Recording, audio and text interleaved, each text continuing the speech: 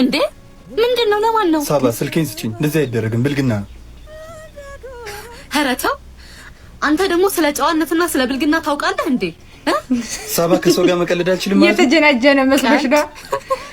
ከኔ ጋር የኖክ ሌላ ሴት አፈቅርሻለሁ ማለት ነው። ቀልድ ሲያስቅ በእናትህ። አንቺ ነፈክሽኝ ትኩረት ሌላ ቦታ ሳገኝ መናደድሽ። ትኩረት? እስኪ ንገረኝ። ላንተ ስል ቤተሰቦቼን፣ ጓደኞቼን ሁሉን ነገሬን ስለታውኩ ነው። ሳባ ነገሩን እያወሳሰብሽው ነው አይደል? እኔ እዚህ የኔ እናንተን ህይወት ለመገንባት መከራዬን ነው። ቀልድ አንተስ የምትቀልድ ብራዘር? ሳባ አዳምጪኝ፣ ለመረዳት ሞክሪ። እንደዚህ አይነት ቀልድ አለ እንዴ? ደግሞ ይኸውልህ ቤትናና ኮተትህን እንዳለ ይዘህልኝ ውልቅ ብለህ ከቤቴ ትወጣልኛለህ። ጥገኛ መሆን እኮ ችግሩ ይሄ ነው ወገን። ልብስ ሸክፈው ውጥት። ያንተ ቀልድ ደግሞ ለየት ያለ ነው እንዴ! እቺን የመሰለች ወርቅ ይዘህ